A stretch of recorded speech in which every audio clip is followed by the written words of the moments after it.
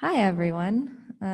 We're at the Keynote Democratizing Immersive Media Through Participatory Design. I'm going to introduce our keynote speakers today. So Brian works at TAC and has expertise in interdisciplinary study of human visual perception. He received his PhD from the UT Center for Perceptual Systems, and he has work involved in computer vision, modeling the human brain, vision, and movement. His work usually involves sophisticated graphics and measurement systems, including virtual reality, tile displays, range finding, and motion capture. And Deepak is a filmmaker and immersive media explorer. He's also a lecturer at the UT Department of Radio, Television, and Film. And he's also received his MFA from UT Austin. He's won multiple awards for his work. Deepak and Brian are going to tell you about Immerj, which is a prototype application developed as a collaboration between TAC and UT's Journalism and Film Department. The VR framework allows journalists to focus on developing the story and not have to redevelop the VR technology over and over again. We'll also learn a little bit about the prototyping process they used to build a mutual understanding of needs of the stakeholders and the capabilities of the engineers. So please welcome our keynote speakers for today.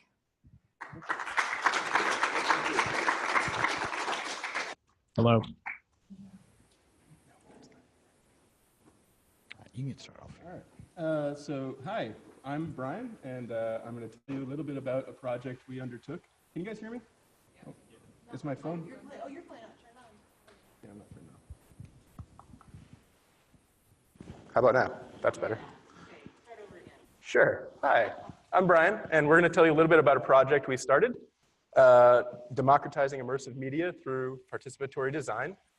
This project began when R.B. Brenner, who's the former director of the School of Journalism here at UT, approached us, and they had been interested in advancing sort of virtual reality as a new medium by which they could tell news stories. So, you know, there was this new thing happening. Obviously, it was all over the news. Virtual reality was becoming a consumer product, and journalists were becoming interested. But what they found is that they didn't have all of the software tools that they needed in order to do it. So this was sort of the original team. RB approached Simon, who is my predecessor at TAC, and they came up with this idea for a grant.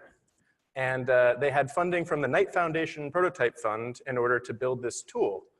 RB is sort of a journalist and storyteller, and he was a former managing news editor for the Washington Post, so he had a lot of connections within the news industry. And was really interested in doing this, but he had basically no technical expertise and had no idea how to go about doing this at all. He didn't know where to begin. He didn't know who to talk to. Simon, I can't move my mouse, that's weird, oops. Simon was my predecessor. He's really a technologist. He had been working in the VR space for a long time. And he understood these tools and technologies, and so he helped with the technical side of the grant. Deepak was brought on. He's a digital filmmaker, and he had been working in immersive media. He had been working in 360 video, stereoscopic films, and so he was a natural person to add. And then my manager, Luis, was a human-centered design and sort of you know, human-computer interface person. And so he was brought in order to help us understand how to figure out how to bridge these communities. So one of the things that we'd like to emphasize is that the journalists really didn't understand the technology, and the technologists really didn't understand what it is that the journalists wanted to do. And so a huge part of this process was trying to come together and build a common understanding so that we could figure out what the right tool to build was. So why now? Obviously, there you go. Yeah, so I can sort of take over here for a second. So the biggest question that we sort of encountered during our initial stages of speaking, communicating, talking to content creators is why now, why in this moment? And while we're saying why now, this is actually like 2 years ago, right? That I'm sort of setting the stage for when we were sort of talking about this stuff. We had a lot of people in communication profession, filmmakers, both fiction and nonfiction, documentary filmmakers, fiction narrative filmmakers, and journalists sort of chomping at the bit to basically get on the beginning wave of this tech before like the consumer headsets were out there, right? So while I'm not a big fan of Google Cardboard or any device like that in terms of viewing this content, there were still people that wanted to get ahead of the curve, if you will, to learn how to start creating the 360 content to be ready for when consumer adoption happened on much higher quality devices. So this is sort of where Brian, myself, Luis, Simon, and RB really started talking about this, because as a filmmaker, especially a filmmaker who's worked mostly in visual effects heavy pieces, whether they be fiction or nonfiction, experimental pieces, et cetera, utilizing a lot of CG and a lot of post-processing. What we've come to understand, though, is this is very complicated. And this is sort of a new realm of media for instance, our target, I would say, for this project, which was journalists, right? We can't expect every reporter in the newsroom or even media specialist in the newsroom to be, fully proficient in Nuke, right? Or Mystica, or even After Effects. Like, that's asking way, way, way too much of them, right? Because they have more important things to worry about. So ultimately, the conversation became, how do we create this piece of software? So there were these new devices, right? The Oculus Rift had come out. That was going to be available for $600. They expected they were going to market for that.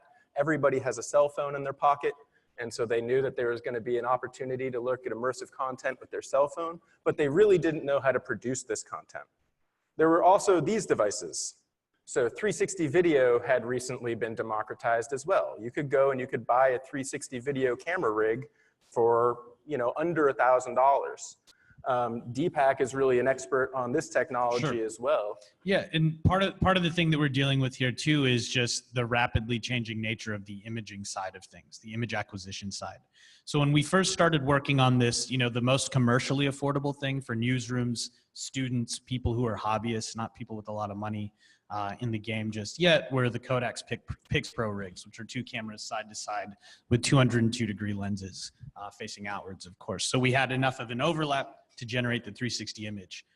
Within months of actually starting to work on the project, we then upgraded to 8-camera GoPro rigs in a cylindrical format. Since then, we've gone from the Nokia Ozo to the Yi Halo, which is pretty much the industry standard for rapid content right now, because it uses the cloud to stitch.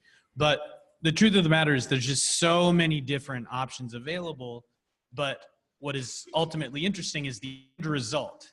The end product, much like using a DSLR, using a Red Epic, using your phone, you still get an MP4 file, right? So the deliverable is still the same. So we sort of worked backwards from that, saying if our deliverable is still the same, and basically the delivery of the deliverable to the end user is still the same, because it's going to go online, right? You're going to have to download it. How do we make that accessible in a piece of software to basically get directly to the end user? So that was one of the concerns. So they can go out there now, they can, for $600, they knew they could afford that. And one of the things we had been talking about was, okay, if you're a filmmaker or a journalist, what you're really interested in doing is presenting factual information. You'd like to actually record an event live and present that to your audience, and they knew they could do that now. At the time, the Ferguson riots were in the news, and they were thinking it would be great if they could run out there with a camera, record what's going on, and release that so that you can have a fully immersive feeling of being in that space and understanding what it's like. But all they knew how to do was record the video, and they also knew that their audience was going to be able to watch the video, but all the stuff in between was still kind of a mystery. They weren't even sure about, as Deepak will probably tell you a little bit later on, they weren't even sure about the right mode of storytelling for that. That's a completely new way of looking at the world. You're not doing this anymore. It's not, I'm not a director trying to figure out what it is I should be looking at. Now I'm just picking a position in a room, and it's up to the audience to decide what they're looking at. So there were all kinds of questions that were emerging from their side, and the tools hadn't really caught up with the new ways of producing this sort of media. So sort of our initial conversations were all about that. We got a whole bunch of experts into the room. These are people from the Washington Post, from Texas newspapers, from... we had people from NPR. Yeah, we had people from NPR. We had people from NBC-owned local television stations, all kinds of different people coming in. And we had these initial conversations, and one thing that became clear early on is that we weren't even speaking the same language. We didn't know the words that they were using. They didn't know the words that we were using. There was a lot of confusion about the difference between 360 video and virtual reality. There's a subtle distinction there that to them seemed academic, but to us, it's very literal. It's it's a huge difference from an engineering standpoint, whether or not you're creating a virtual reality experience, which has sort of full freedom to move about in the space that you're in, stereoscopic presentation everywhere. That's not something I can take a 360 video and then just release, right? That technology doesn't exist. But from their standpoint, this was the same thing. They didn't understand that there was a function there. They really felt like they needed help with this. But what was most important was turnaround time and that the journalists themselves actually be able to use it. So what had previously been the workflow was they would have VFX specialists. Absolutely. This is what we were learning. They would have somebody like Deepak or another filmmaker that would be responsible for doing the After Effects work or responsible for doing any of the post-production. And then the journalists and the editors and the storytellers were a different group of people. And so a lot of the problems they would have is anything that they wanted to edit. If they wanted to add a comma to some caption in a video, they would have to tell the VFX person, change that comma. And then that person would go and change the comma. And then, you know, a day later, they would get a rendering with the new comma, and then they would find something else that they wanted to edit. And so this kind of turnaround time wasn't effective for any sort of news. Especially anything that was not editorialized, right? That didn't need time. So one of the better examples is when I went to DC to stay at the Washington Post for a little bit and sort of see what they were doing and sort of suss out their methodology and how they were planning on integrating this tech. And one of the things that was interesting is just like what Brian said, is like an editor in a journalism situation, right, is very used to standing over somebody's shoulder and saying like, make that correction now, or do this, do that. Okay, we're 20 minutes away from deadline, we can rewrite this whole part, right? Yep. With this workflow, the pre-existing workflow that existed for this sort of tech, that's absolutely not possible, because your render itself for a 3-minute piece might take 6 hours or 7 hours, right? And so you couldn't have the journalists doing that themselves. So they couldn't make the edit themselves and see the result right away. So that was one of their big problems. They also still had interested both of these sorts of aspects of 360 video, which allows you to sort of capture a live and present that. But then there's other aspects of VR which were still interesting to them. 3D models can add a lot of context. You can add depth in your scene. You could augment your video with other sorts of content and other sorts of media. And so that's what they were interested in doing. So for me, I kind of got added onto this project a little bit later, and I didn't know necessarily what this was about. What was their trouble? So I had, back in high school, built a virtual reality walkthrough, or virtual reality we called it at the time, walkthrough of my high school. This is a long time ago. I'm quite a bit past high school. So to me, this was old technology, stitching together a panoramic and letting people kind of explore some space, while at the time had seemed like a very powerful new tool, and it is, it didn't seem like anything new from a technology standpoint. So I can show you this. Here we go. If it'll let me. I can kind of see my mouse. This did work just a second ago.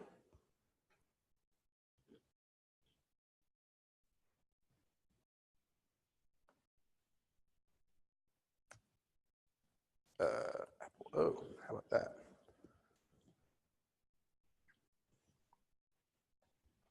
There we go. Here we are. Okay. And so this is a virtual reality of my walkthrough virtual reality walkthrough of my old high school. And what I love about this is the archival capability. So you see, this is obviously old technology, right? Lots and lots of pictures of old yellow lockers. 640 by 480. I stood there with my camera. It's a still camera, which was a big deal at the time to have a 640 by 480 digital still camera that I could put on a pan head. And I could walk through the entire school, and we captured everything we could, every doorway, every walkthrough. We weren't storytellers, and in retrospect, there was a lot I wish I had done better. So for example, my high school was great. We had all of these classic murals that were painted on the walls that meant a lot to people. But here's an example. This was a mural of the LA riots.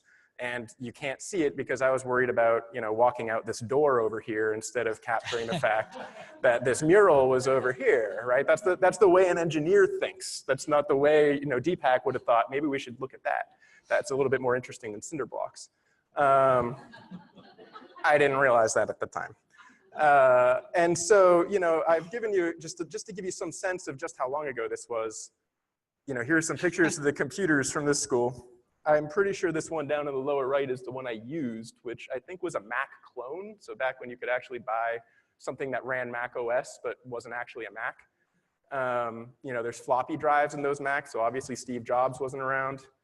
But yeah, there's a slide table. That's, you know, we still made our yearbook using the slides. I was kind of the big yearbook nerd. And I kind of wish I had spent more time with the drama group here, because I would have spent more time capturing. That was, Chris Evans was a classmate of mine, and so he got his start right there in the Rogers. And you know, that's where Captain America learned how to be an actor. And what's great about this for me is this building no longer exists. You can see these murals that were painted. There were sort of these, you know, very powerful murals. I remember never being able to do that climbing wall. And now I can sort of virtually go back to this place and have all these memories of this place from an archival standpoint. And at the time, I really didn't appreciate the power of that. This technology was letting us go to places that you could no longer go to sometime down the road. And I can still sort of go back and visit my old high school and feel what that's like. And so fast forwarding to when we began this project, the New York Times had just released this video, which is still sort of the gold standard for journalism, immersive journalism, and 360 video journalism. So Deepak could talk a little bit more about this. So I have taught at UT for 3 years in terms of the Intro to Immersive Media class, which was sort of a survey between 360 video and interactive. And this was always, you know, it really was the only 360 video that I would show repeatedly over the semesters, because I've yet to see this surpassed as a you know, journalistic piece, and then also as a work of art. So I'd recommend that if you have not seen this, you know, please check it out. But what this video does more than almost anything else that I've ever seen in this filmed photographic 360 medium is sort of show the strengths of this as a medium, and why people, for instance, like RB and journalists, would be so drawn to this as a new methodology or as a new tool in their toolkit to get across the stories they want to tell. One thing that's, you know, very important to us as filmmakers that we take for granted when we go into 360 is that we have quote unquote total control of the frame. Because what we're doing most of the time is called what we call framed content, right? You're 99.9% of the time looking through a rectangular frame at something that has been, once again, we use the word a lot, framed up by the director of photography with the director as well, right? That has then been taken and worked on in a frame, on a monitor, color corrected, edited, VFX have been added, motion graphics have been added, et cetera, et cetera, et cetera. All the work exists within a frame. And, you know, now there's been a shift, and by no means is this taking up the market share of any creative work in terms of storytelling, but it exists, and it's important to where the frame is not defined by the director or the producer or the content creator. The frame is defined by the POV of the user, right? And that's a huge shift. It's a paradigm shift in terms of what we're talking about in terms of creating this type of content. And the biggest thing that we wanted to do in terms of the software is allow the journalists to still have a little bit of control in terms of the information that they present inside of these 360 videos. And ultimately, in a lot of ways, as many of you might know, with, you know, the ways in which, I guess, HTML5 and stuff has changed interactive articles on the web. Washington Post does a lot of stuff. New York Times does a lot of stuff. You know, a lot of these larger news organizations are making their, you know, flat framed content on the web be more interactive. That sort of want and need has also crossed over into the immersive 360 space. And so this was one conception of what the journalists were interested in doing. They wanted to be able to go and create sort of this artistic piece, which is really close to, very close to old linear filmmaking style, right? But is not, you know, quite as constrained in terms of framing up And the just content. as a real quick example, before you change the frame, like just something like this subtitle in the 360 video actually being non-distorted and placed within the equirectangular or spherical video itself is something that you would have had to have relatively advanced After Effects knowledge to do before plugins became available, What right? did this cost in New York Times? This was Oh like gosh, it was expensive. I mean, it was, Yeah. you know, six I figures don't- anyway. I'm not sure how much it cost. I don't know about that, but I know it was very, very, very expensive, and it shows every single quadrant of the image is beautiful to look at, and that's something that we'll talk about in a little bit. But really, I mean, something just as simple as subtitles in a 360 video that aren't warped because you're just slapping them on like you would anything else was something that was really difficult for people. Like, people were doing that, and when you'd watch something in 360, the text would seem bowed, right? It would seem concave, which doesn't make any sense if you're going to try to make it feel diegetic in the scene, or at least have the same level of placement, right? Without any sort of distortion. So they were asking us just simple things like that. How can we put text into a video and not have it look completely distorted and out of place? One of the things that has been commented about this video, this airdrop scene in the middle, is another example of changing your thinking about the frame. So all of a sudden, there's a reason to look up. And now normally when you're talking about building framed content, you don't really have a reason to look up in the sky, but this frame is a great creative use of the new technology. You have a plane flying overhead, dropping supplies, and everybody all of a sudden looks up, and you can't help but kind of follow them up and watch this plane fly over your head. Well, we talk a lot, this goes back to fiction and nonfiction filmmaking, the idea of the director, the cinematographer, the editor, all these different positions that basically work in tandem to make you look at something in the frame, right? Or have you focus on something. Very few shots in any of the, any film are completely, arbitrary in terms of where you are supposed to be looking. There's been eye tracking studies that you can check out, that basically say when a shot's composed, we know where we want, as a creator, we know where we want people to look. You'll use depth of field. We don't have that direct control with an MP4 file that's a 360 video, right?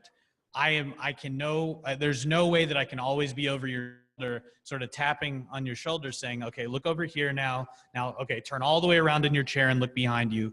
What we're doing in effect, or what any creator is doing in effect, is they're allowing the viewer to be the director, the cinematographer, and the editor at the same time, right?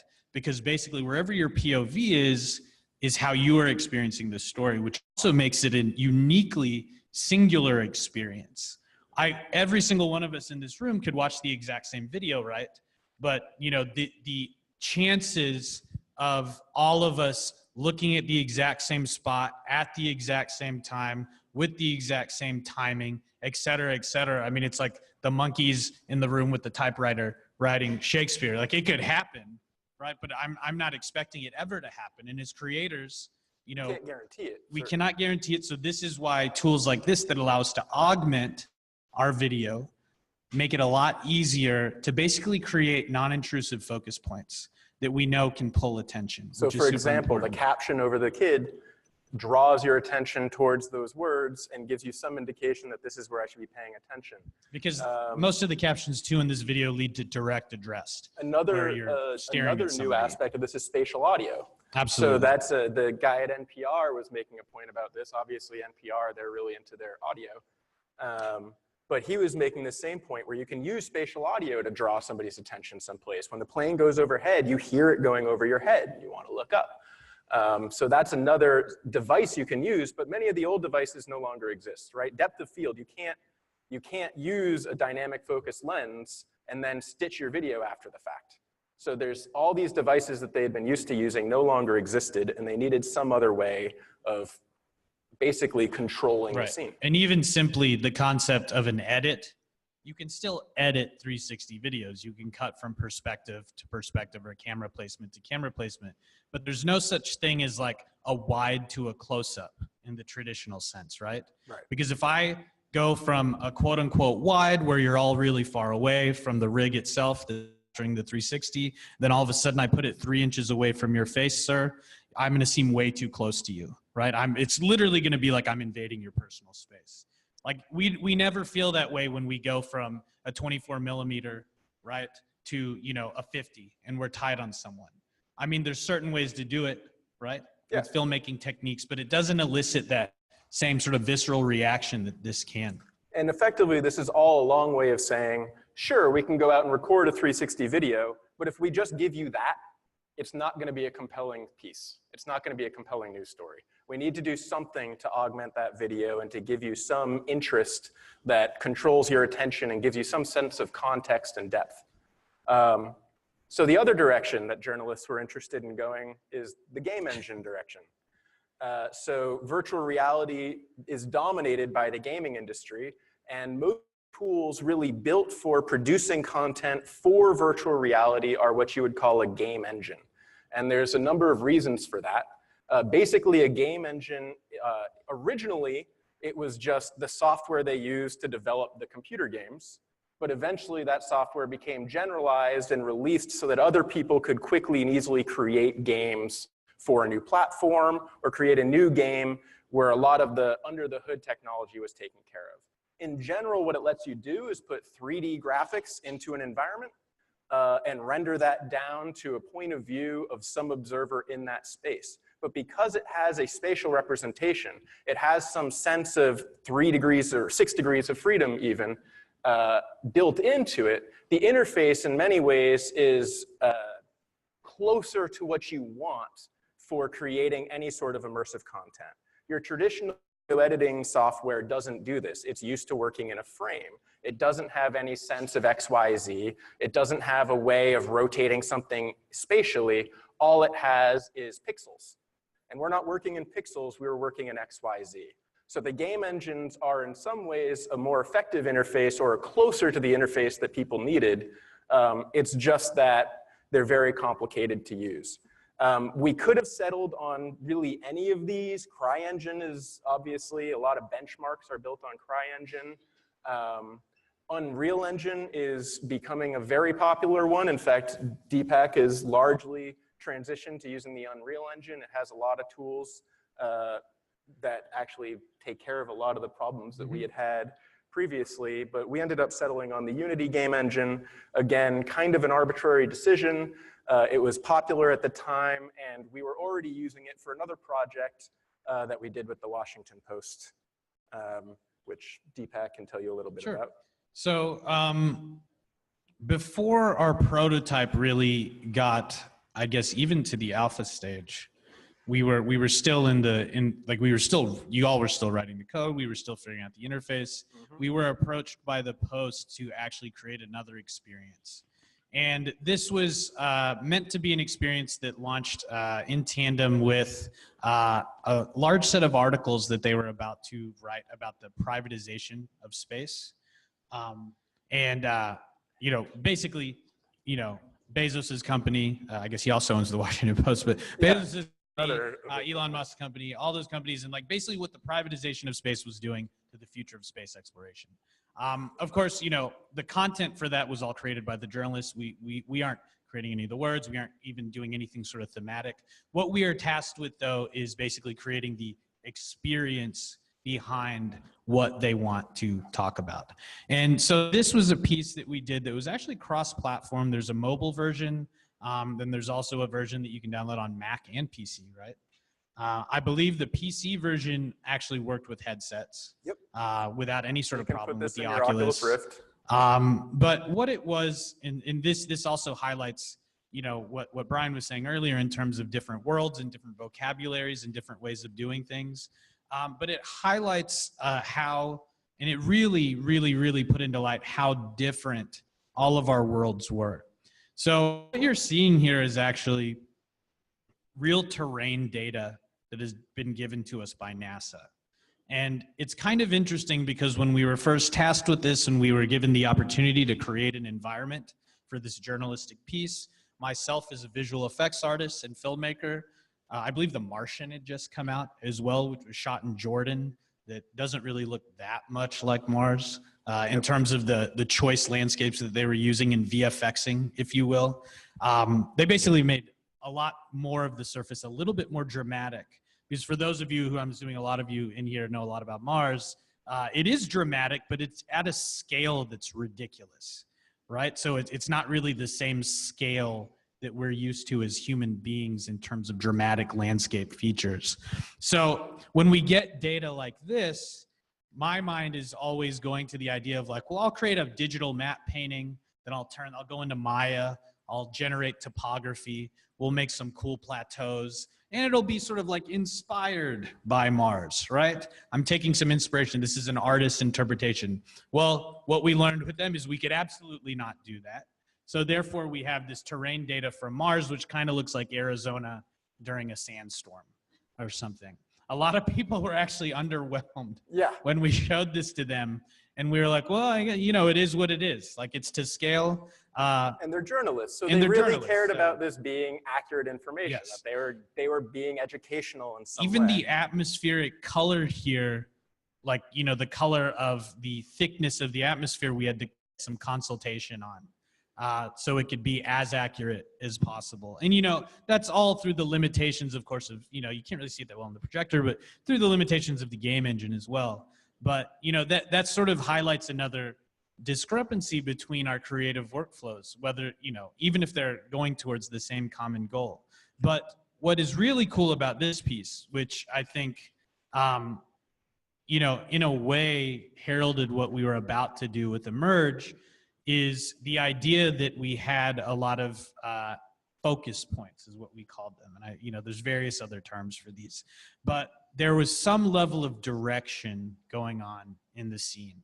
So even though you could, you know, hypothetically, like any game experience, quote unquote, where your agency, this is just a first-person shooter, yeah. right? I mean, so it's you're completely free world, to move around. basically. It's a very different kind of an experience than a 360 video.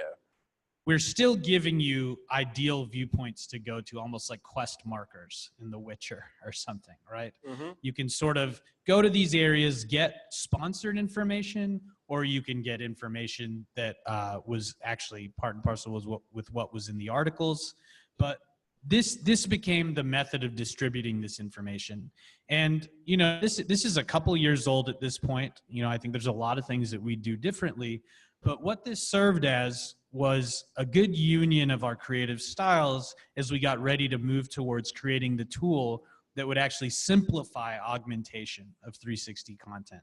And so in the process of dealing with this project, you know, the students helped with some of the programming here in order to help with the triggering, because this is real programming and the creative team didn't really have the expertise there.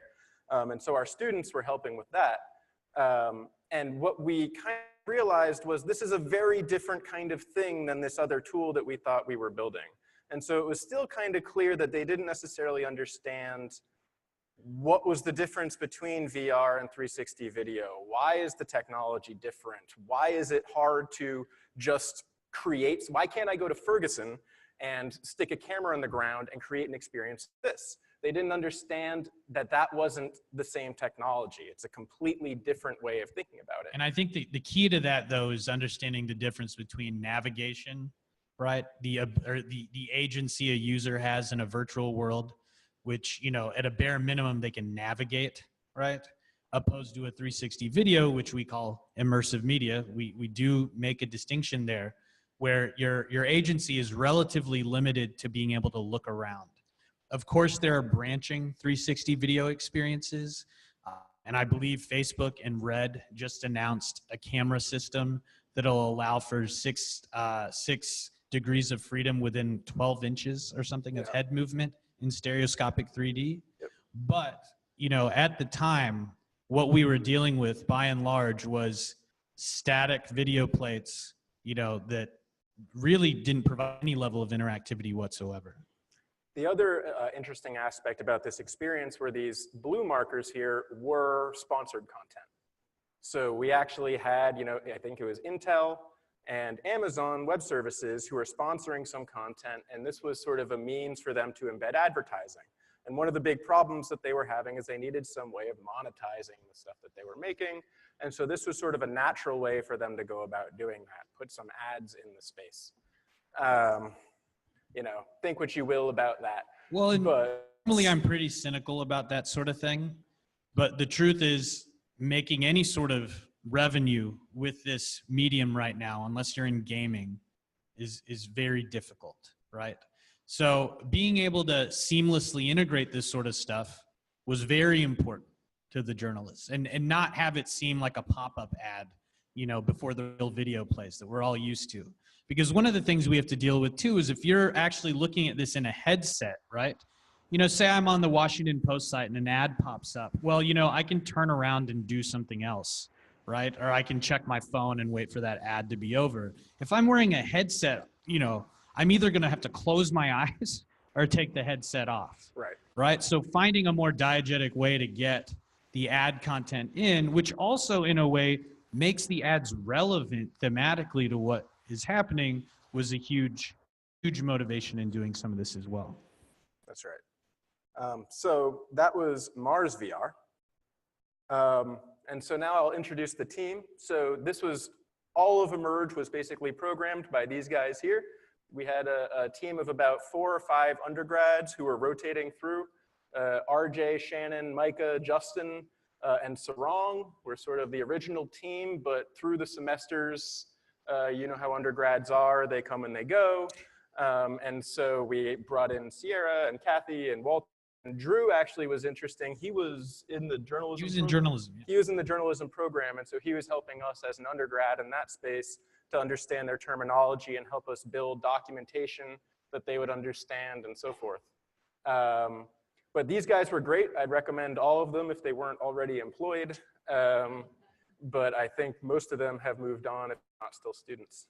And again, I should also point out, it's Immerj is what it looks like. It's Immerj as an immersive journalism. This was Walter's conception here, but it's Immerj is immersive journalism, but it's pronounced Immerj. Just, I don't know. Go for it, guys. Here they are presenting it to Fenves, though. We presented it at a number of venues. They were presenting it at South by Southwest. So we should also mention this was a recipient of a Knight Foundation grant. Yeah, so the Knight Foundation Prototype Fund, as well as Moody College. As well as Moody College Innovation. So we also presented in Miami to the Knight Foundation with these young students. Yep. Which was so hilarious. They got flown all over. They were jet setting, showing this stuff off. But yeah, they're all great, and I do want to highlight that they did this work. I was appointed at 5% or something for 9 months. I didn't do any of this really. This was really their work. I served mostly as a mentor on this project.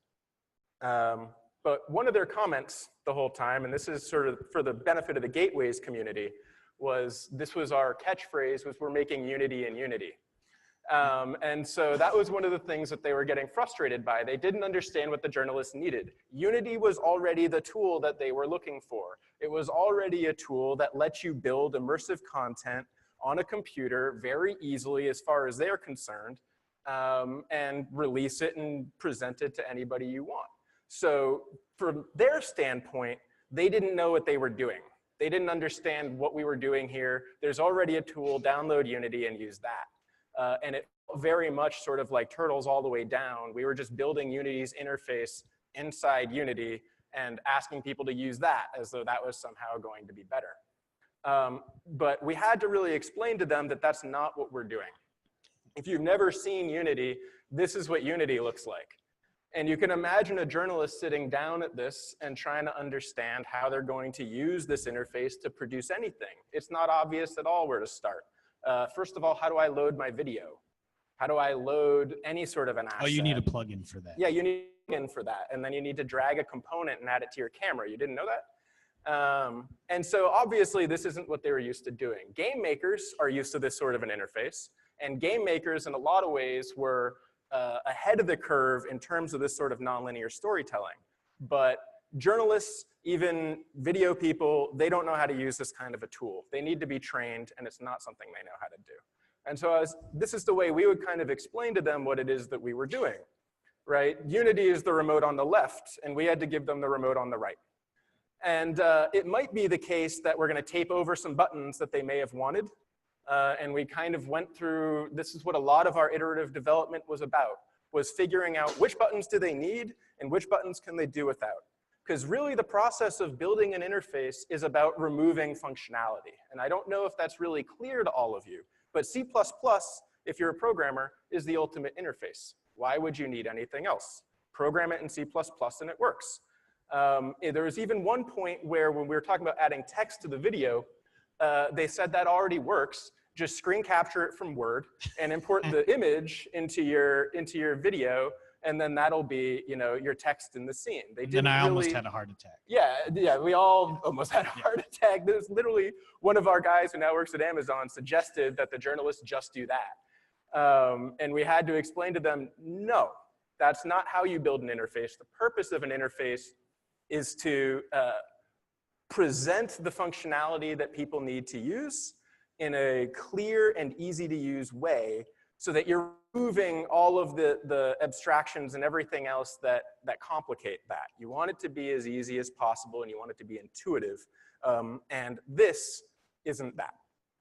And so we had to really hammer this home for them, that we're not just building Unity in Unity. It's, you know, to them, they felt like they were just deleting buttons. And I was trying to explain to them, yes, that's what you're doing. Keep deleting buttons. Get rid of as many of the buttons as you can, because it's the buttons that are confusing people. And so that was, I really want to emphasize that interfaces are about the removal of functionality, not about adding functionality.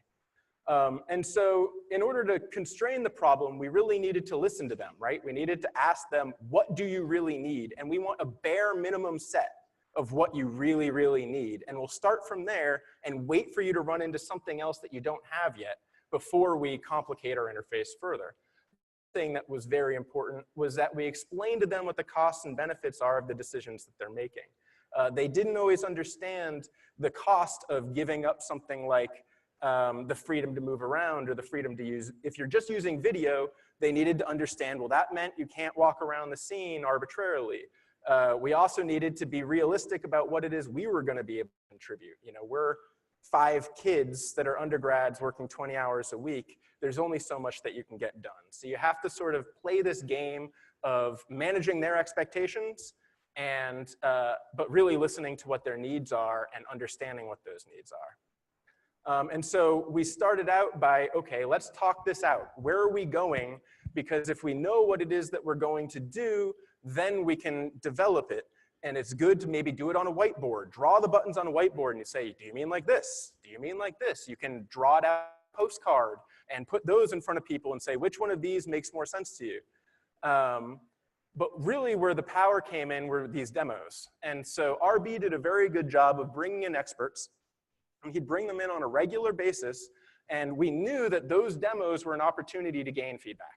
And so what we would do is we would set a goal. We would say, okay, by the time we're doing this demo, we want these features implemented so we can really see whether or not that's working.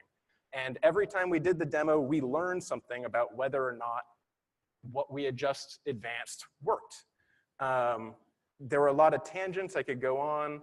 Refactoring was a big concern. So when you're doing things this way, you get feature bloat, your code goes off in all kinds of different directions because you start something up and then you realize that's not working, and you just have to delete all this code that you already wrote and you do something else, and it's really hard to architect a piece of software that way. That's okay. We're building a prototype. We weren't building, you know, a polished product. We wanted to build a prototype, which meant it just needed to work well enough to find out if the interface was effective. We didn't need it to be, you know, perfectly architected. Down the road, that created problems, and so we did have to balance in some refactoring, go back through the code, change it so that we're architecting things differently from the ground up. And there are a number of stories I can tell you about what happened there. Like I said, RB was great, and we had all these opportunities to present to people. We had the Washington Post, the Stanford School of Journalism has been using our product. We presented at South by Southwest. We presented for the Online News Association. And so that was great. More on interfaces. So interface metaphors are really important. It's known that learning is slow if you're learning de novo, but if you're transferring learning from some other task, you can learn it very quickly. And so the goal is, can you figure out what programs your stakeholders are using, find the interface metaphors from those programs and adopt them so that people just intuitively know what it is they're doing. You also have to realize people can't read your mind. So if there's nothing visible referring that there's a feature available. So if, for a while, you know, you'd have to hit an arbitrary keyboard key to make something work. They don't know that. They need to read the manual to figure that out. Or we had a right-click menu, for example, where if you right click, then you can find the button. But if the button isn't immediately visible, people don't know it exists. I should add there too, in terms of the right click, in a lot of our film and video applications, once again across the board, fiction, nonfiction, the right click button does not bring up a menu, right? So that immediately was like a huge no-no. So that was Like, one metaphor we thought might work. You know, you go into Word or something like that, you can hit right click and you see a menu. But this wasn't something that they were used to doing and exploring that way. And it's also important to think of alternative interfaces, right? So if you have one idea and it just find out that that's not working, then you just have to be prepared to throw it out. You can get kind of attached to your code, but you just need to let that go. And so I can show this maybe. So we brought in, this is sort of to give you an example of how this worked. Yeah, that's what we're doing right now. So this was interesting because this is a person that's trained in, like, you know, rapid, I guess, journalistic project creation and design. Emily Yount actually does AR for the post now.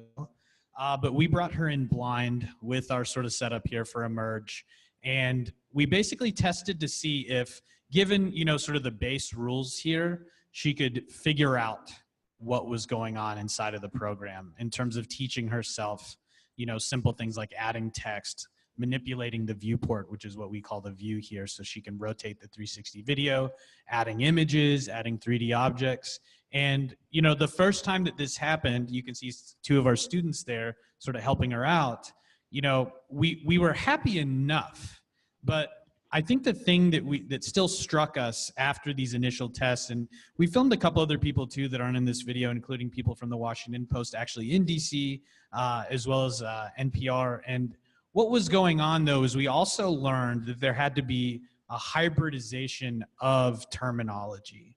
So it wasn't just about creating, you know, similar vocabulary. It was taking vocabulary from, let's say, category A and category B and finding some sort of word that could encompass both of those different columns. And at the same time, mean something that was very literal and understandable. What you're seeing here, though, and we'll do a demo in the last couple minutes that we have, is the capabilities of this program. And I do want to speak to something as you're seeing this live in the video, is everything that you're seeing here can be done in programs like After Effects, right? And excuse me, any of the more advanced post-production programs. None of it at the time could be done in real time, like you're seeing here. Every single little change or iteration that would happen, like, okay, you have the picture inside of the 360 video sphere, that's sort of the map. Like, we went and filmed the Pope in Juarez for the Washington Post, and during our piece for that, we wanted to have a map of his route come up. Well, you know, it was very easy for us real time to just move the map, press play, and watch it. If we were doing this in After Effects, we'd be watching at 1/4 resolution, right? And it wouldn't even be playing 12 frames per second. So I'm just going to zip through some of the things that we learned. One was, it was very important to them that they have WYSIWYG, right? So the problem with the framed content is that this was what they would see when they were editing their 360 video. Because this is before Adobe and any of those editing programs had 360 plugins, right? So you were always seeing sort of this Mercator projection, unwrapped spherical image. As you know, Greenland isn't actually big. And so when you put your text up there, the text looks really big and you can't even tell what font size you're dealing with.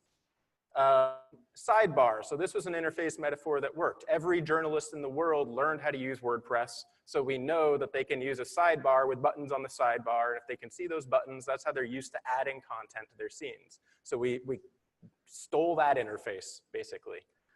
Timelines is another one. Any video editing software is going to have a timeline. Unity didn't have a timeline. So we had to program a timeline to bring into Unity so that they would have that familiar metaphor for adding start times and end times, tracks where they could layer different layers on top of one another and go through it that way. Style sheets. So this was big. A lot of these newsrooms, they're very big in their, you know, their typesetting, and they want to make sure that they're using appropriate types for whatever it is. Here, obviously, Comic Sans wouldn't be the right type, but we gave them the capability to basically, rather than letting them choose their fonts, because that created a very complicated interface, you'd have one designer at the Washington Post or at Texas Tribune or wherever who would come up with a style sheet, and then that would automatically load into the program, and they didn't need to set those styles themselves. So that was something that was actually sort of meeting of the, there's going to be something technically sophisticated somebody has to do, but they already had people designing CSS for their website. They already had people that were enforcing style sheets. In fact, a lot of the style sheets we use, the standards are coming from newsrooms. And so, this was something they were already used to doing, and it was actually sort of a feature. Oh yeah, and I'll speak to this. Real-time rendering. All right, so when we were doing stuff before we had this app, or even before technology's progressed to where it is today, I had made a 3-minute video for Uber as part of a training series for them using 360. And I remember, like, I'm not joking, 3 minutes with motion graphics, with tracking, visual effects, all that sort of stuff, shot in 6K. It took 4 weeks to do post-production on that project for 3 finished minutes of content. This is by and large because we could never iterate real time. So every single time I wanted to go in and change something, I had a 12-hour render on my hand, right? There was no way of me seeing anything real time. And it was honestly, it was one of the most frustrating experiences of my professional life, because when working for a client who's used to traditional framed content, especially these days, they are used to, I'm sure just like a journalism editor, right? They are used to basically, in my case, virtually being over my shoulder, telling me, all right, move this text over just like 10 pixels. It's not quite lining up, et cetera, et cetera, et cetera. This is sort of not an exaggerated example of some of the render situations that we would see, where in 360, in After Effects, rendering something out at super, super, super high fidelity, because it should be high res, right? We should not be putting low res 360 content out there, because it puts a bad taste in everyone's mouth. It was not uncommon for just one shot to basically take over, half a day or a day to process. And along those same lines, high-res content, exactly, you want to distribute over the mediums that everyone else is distributing over. So one of the problems we had early on is we kind of scoped distribution out of our whole project, but then we realized in the end, people didn't want to download a whole application. They didn't want to download all this stuff. They wanted to go to YouTube and see the video. They wanted to embed the video in Facebook. And so we needed to spit out a video at MP4 resolution and over your standard formats. So I'm going to skip this for now. Yeah, let's go to the demo first. So how do I switch over to? You take control.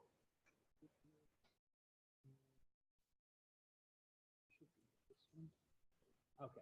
Y'all are going to see this. This is our app here. It should open up. Oops. Sorry about that. Let me make sure Zoom is sharing the correct screen here.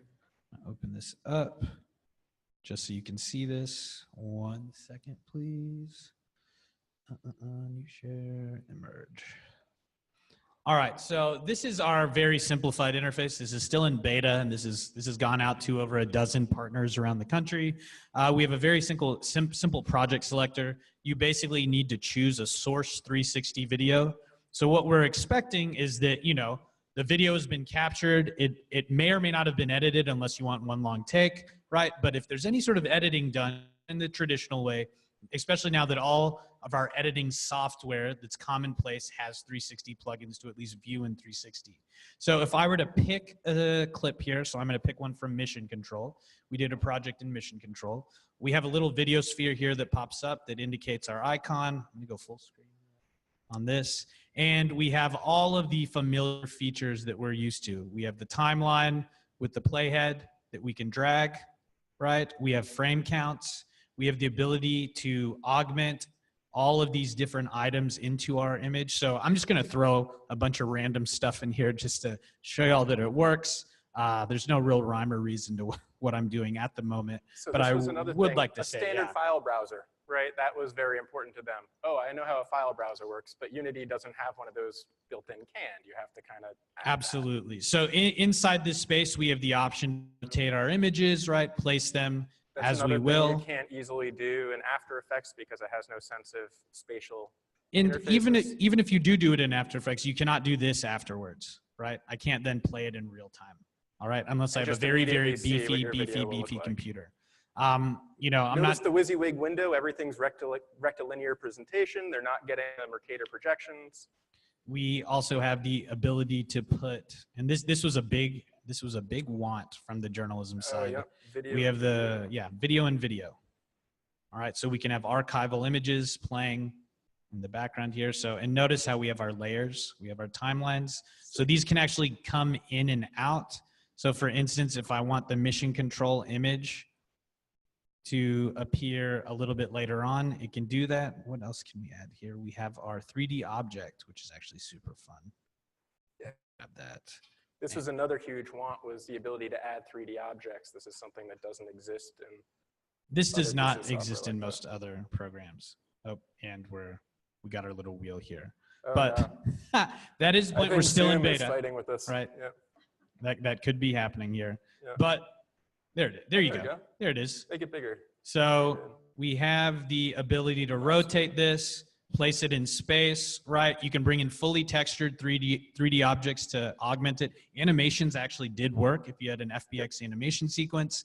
And once again, the ultimate thing here, and this is really the collision of both of our worlds, is the time saved as well. Not only the ease of use and the ease of access, but the literal amount of time we are saving to create something like this. The last example I'll give here is we did do a video for the Washington Post very long ago that was about mission control. We had archival images in there, we had text in there, and that took us like 3 or 4 days to complete. If I had all my assets ready for me and I did this, there's no question this could be done within an hour or so and exported, because then the last thing you can do here is you basically just go to render, you pick your render settings, frame rate, video codec, you press render, then it's done. If you're on a beefy computer, real time. If not, maybe, twice real time, 3 times real time.